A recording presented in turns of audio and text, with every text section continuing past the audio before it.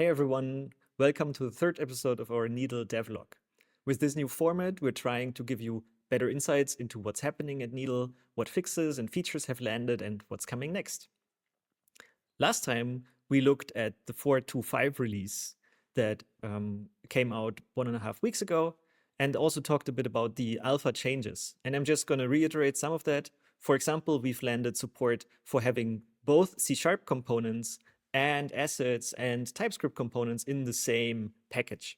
That sounds a little bit clunky, but what it does in practical terms is that for projects such as our car racing one, it means we can ship one Needle car racing package that you can use across Unity, Blender, and in standalone JavaScript projects.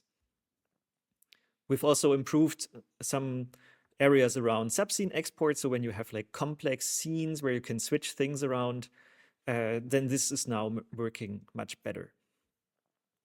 So there's more documentation. There's a couple cool changes coming to our build pipeline that I'm going to talk about in another video that make assets even more optimized and nicer. There have been AR changes. So this is quite important for people working with AR and Needle. Previously, it wasn't super easy to reset the scale of an AR scene, so that's now much better.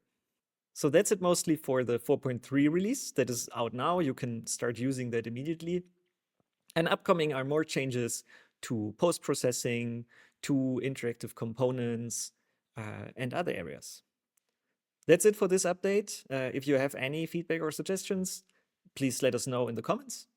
And if you don't want to miss future updates, please subscribe. See you in the next video.